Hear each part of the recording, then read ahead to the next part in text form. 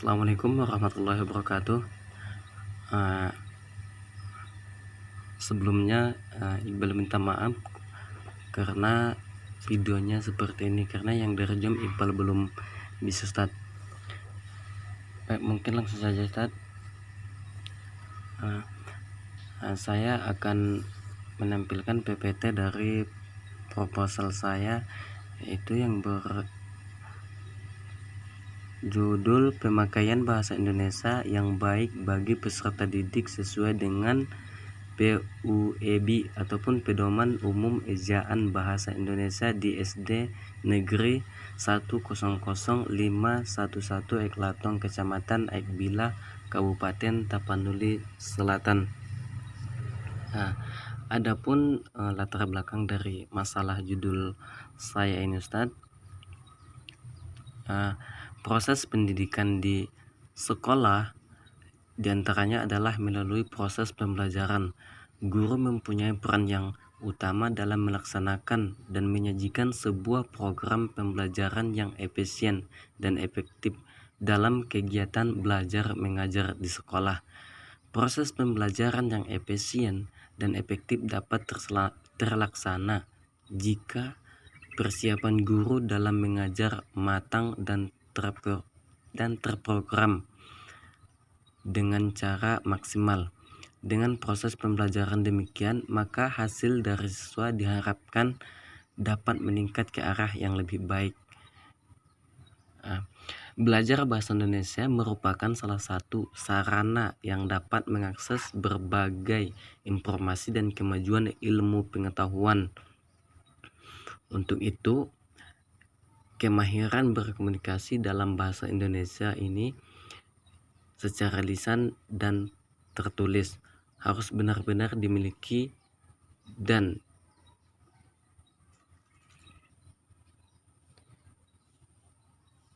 diringankan dalam pembelajaran. Menurut Rapika Elsa Oktavian dan Nurmalasari, prinsip-prinsip pembelajaran bahasa Indonesia di SD ataupun MI Jurnal Ilmiah Pendidikan Bahasa dan Sastra Indonesia. Bahasa Indonesia ditetapkan sebagai bahasa negara sesuai yang dengan tercantum dalam Undang-Undang 1945 Pasal 36 yang menyatakan bahwa bahasa negara adalah bahasa Indonesia. Oleh sebab itu, banyak perguruan tinggi dan sekolah-sekolah di Indonesia yang menambahkan bahasa Indonesia dalam kurikulumnya. Bahasa merupakan media yang digunakan anggota suatu kelompok sosial untuk berkomunikasi, berinteraksi, dan sebagai identitas diri. Bahasa dapat mengiring kita menembus ruang dan waktu. Melalui bahasa, kita dapat mempelajari ilmu pengetahuan, sejarah, maupun adat istiadat suatu bangsa dalam masa tertentu. Bahasa mampu merekam sebagai hal tersebut dalam bentuk lisan maupun tulisan. Semua itu merupakan fungsi bahasa yang telah lama diemban oleh bahasa Indonesia. Dan bahasa Indonesia adalah bahasa persatuan yang lahir karena suatu keputusan dan perencanaan. Ketika kemerdekaan Republik Indonesia diproklamasikan pada tanggal 17 Agustus 1945, bahasa Indonesia pun resmi menjadi bahasa nasional dalam arti yang sesungguhnya. Bahasa Indonesia ditetapkan sebagai bahasa pemerintah dan administrasi yang digunakan di dalam situasi formal seperti pidato, penulisan, serta bahasa di media massa resmi seperti televisi, radio, koran, dan majalah, serta buku-buku. Bahasa formal juga bahasa yang digunakan sebagai media komunikasi di sekolah-sekolah dan universitas-universitas, serta acara-acara resmi lainnya. Teks proklamasi kemerdekaan adalah dokumen resmi pemerintah pertama yang ditulis dalam bahasa Indonesia. Selanjutnya, identifikasi masalah dan batasan masalah. Yang pertama, bahasa adalah bicara. Buku menulis pembelajaran bahasa Indonesia mengutamakan keterampilan menyimak dan berbicara, lalu membaca dan menulis. Pengucapan huruf hiyahnya harus dibiasakan terlebih dahulu agar menghindari pengaruh bahasa ibu. Yang kedua, bahasa Indonesia adalah bahasa nasional negara Indonesia yang memiliki kaidah-kaidah sesuai dengan PUEB dalam berkomunikasi baik lisan maupun tulisan. Kita menggunakan keterampilan berbahasa yang telah dimiliki meskipun setiap orang memiliki tingkatan atau kualitas yang berbeda. Selanjutnya, rumusan masalah. Yang pertama, bagaimana peserta didik memiliki keterampilan berbahasa dan berbicara secara optimal sesuai dengan PUEB ataupun Pedoman Umum Ejaan Bahasa Indonesia di SD N1000511 Eklatong, Kecamatan Ekbila, Tapanuli Selatan. Yang kedua, apakah dengan adanya PUEBI Pedoman Umum Ejaan Bahasa Indonesia dapat membantu peserta didik dalam mengatasi masalah kesulitan dalam berbahasa di SD 1000511 Eklatong, Kecamatan Ekbilah, Tapanuli Selatan. Adapun tujuan proposal penelitian saya ini, yang pertama, mengidentifikasi peserta didik memiliki keterampilan berbahasa dan berbicara secara optimal sesuai dengan PUEBI atau Pedoman Umum Ejaan Bahasa Indonesia SD 1000511 Eklatong, Kecamatan Ekbila, Kabupaten Tapanuli Selatan. Yang kedua, mengidentifikasi dengan adanya PUEBI Pedoman Umum Ejaan Bahasa Indonesia dapat membantu peserta didik dalam mengatasi masalah kesulitan dalam berbahasa di SD Negeri 1000511 Eklatong, Kecamatan Ekbilah, Kabupaten Tapanuli Selatan. Dan adapun manfaat dari penelitian saya ini untuk siswa, yang pertama, hasil pelaksanaan perbaikan pembelajaran ini dapat memacu potensi siswa agar lebih meningkatkan hasil belajar mata pelajaran bahasa Indonesia dengan benar dengan istilah PUEBI ataupun Pedoman Umum Ejaan Bahasa Indonesia di SD.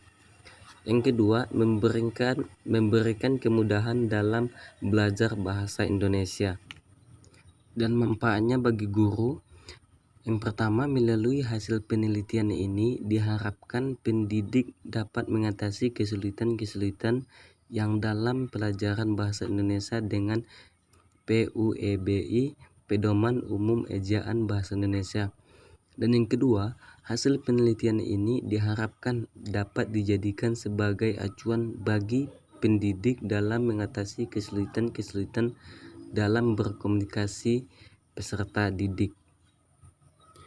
Dan bagi sekolah, yang pertama, hasil penelitian ini diharapkan dapat dijadikan sebagai bahan koreksi terhadap proses pembelajaran yang terlaksana.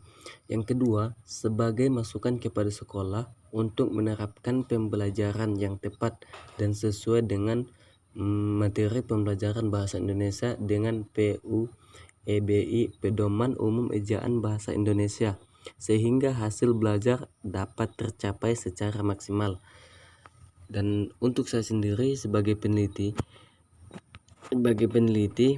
itu sebuah ataupun sebagai bahan bacaan untuk menambah wawasan pengetahuan dan tambahan referensi bahan untuk mengembangkan penelitian berikut pembaca tentang pemakaian bahasa Indonesia yang baik sesuai dengan PUEBI ataupun Pedoman Umum Ejaan Bahasa Indonesia.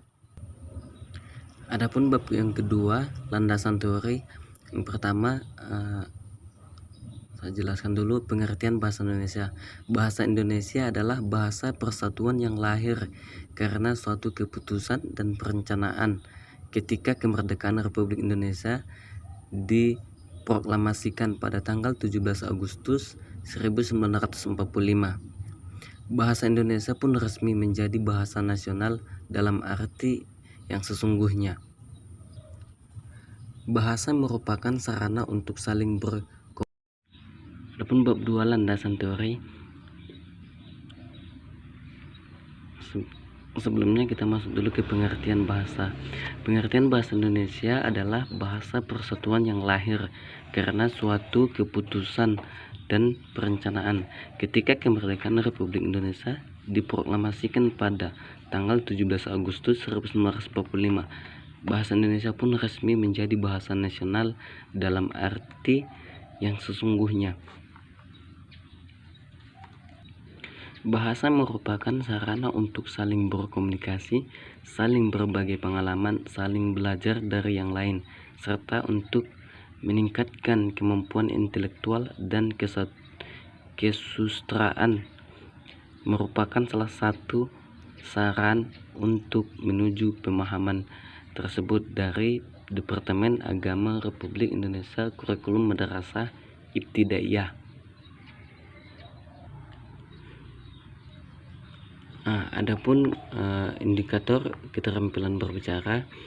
Yang pertama, adapun tujuan pembicara adalah untuk berkomunikasi agar dapat menyampaikan pikiran, gagasan, perasaan, dan kemauan secara efektif. Jakarta, pembicaraan memahami makna segala sesuatu yang dikomunikasikan. Selanjutnya pengertian keterampilan membaca. Yang pertama, membaca merupakan perbuatan yang dilakukan berdasarkan kerjasama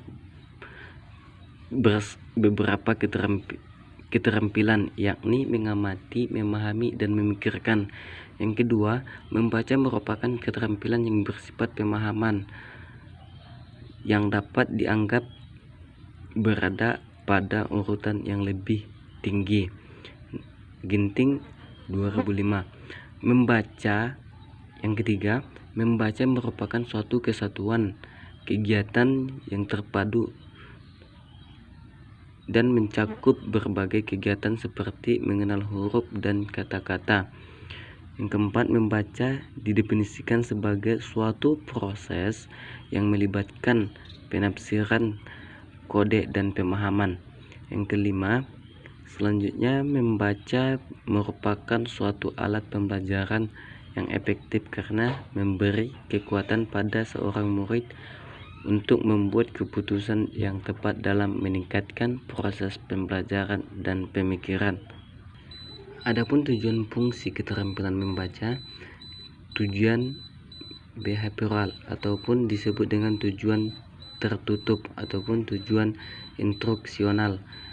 Tujuan ini bisa diarahkan pada kegiatan membaca. Yang kedua, tujuan efisien atau tujuan terbuka. Tujuan ekspresif ini terkandung dalam kegiatan-kegiatan seperti membaca pengarahan diri sendiri ataupun membaca penafsiran. Adapun perbedaan antara membaca dengan tujuan behavioral dengan membaca dengan tujuan ekspresif dapat dilihat sebagai berikut. Yang pertama, tujuan behavioral memahami kata keterampilan studi pemahaman.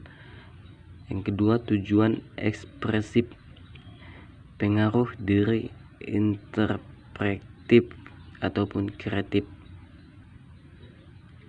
Adapun kajian penelitian yang relevan. Kajian yang relevan dalam penelitian ini ialah tentang pemakaian bahasa Indonesia yang baik sesuai dengan PUEB di SD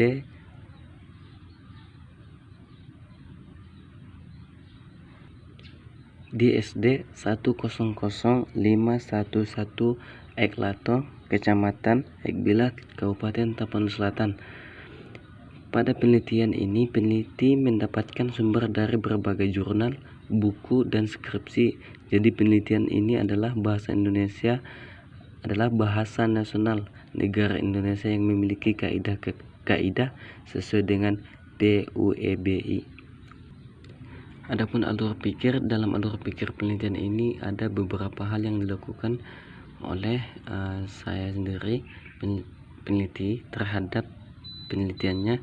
Di antaranya, pertama, bahasa adalah bicara, buku menulis, membaca dan menulis. Pengucapan huruf hijaiyah harus dibiasakan terlebih dahulu agar menghindari pengaruh bahasa ibu. Kedua, bahasa Indonesia adalah bahasa nasional negara Indonesia yang memiliki kaidah-kaidah sesuai dengan PUEBI.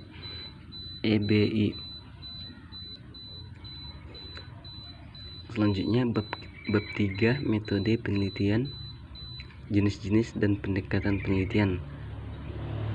Menurut Aprijal 2016 halaman 13 mengatakan bahwa penelitian kualitatif adalah metode penelitian ilmu-ilmu sosial yang mengumpulkan dan menganalisis data merupakan kata-kata, lisan maupun tulisan, dan perbuatan-perbuatan manusia, serta penelitian tidak berusaha menghitung ataupun mengkuantifikasikan data kualitatif yang telah diperoleh, dan dengan demikian tidak menganalisis angka-angka.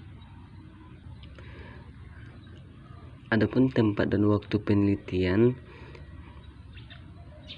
lokasi yang saya pilih ialah di SD Negeri 100.511 Eklatong yang beralamat di Padang Panjang, Kecamatan Ekbilah, Kabupaten Tapanuli Selatan. Sekolah tersebut dipilih sebagai lokasi penelitian berdasarkan pertimbangan dan kesesuaian dengan topik penelitian dan telah sesuai dengan judul peneliti. Waktu penelitian ini kurang lebih 1 bulan. Penelitian sendiri dimulai dari pengajuan judul hingga penulisan laporan penelitian. Sumber data menurut Lotfan dalam Moleong 2013 halaman 157, sumber data utama dalam penelitian kualitatif ialah kata-kata dan tindakan. Selebihnya adalah tambahan seperti dokumen dan lain-lain. Sumber data akan diambil dari dokumen hasil wawancara dan catatan lapangan dan hasil dari observasi. Dan adapun teknik dan instrumen pengumpulan data, yaitu yang pertama ada observasi, kedua wawancara, dan yang ketiga dokumentasi. Yang terakhir analisis data. Upaya yang dilakukan dengan jalan bekerja dengan data, mengorganisasikan data, memilih-milihnya menjadi satuan yang dapat dikelola, mensetnya, mensistensiskannya, mencari dan menentukan pola, menentukan apa yang diceritakan kepada orang lain berdasarkan konsep-konsep yang telah dipaparkan di atas. Dapat dipahami bahwa analisis data kualitatif ini dipandang sebagai suatu proses. Proses yang dimaksud di sini adalah proses mencari dan menyusun secara sistematis data yang diperoleh dari hasil catatan lapangan, baik observasi, wawancara maupun dokumentasi, dengan secara mengorganisasikan data ke dalam kategori, penjabaran ke dalam unit-unit, melakukan sintesa, menyusun ke dalam pola. Mungkin inilah hasil isi proposal saya. Mungkin itu saja. Billahi taufiq wal hidayah. Wassalamualaikum warahmatullahi wabarakatuh.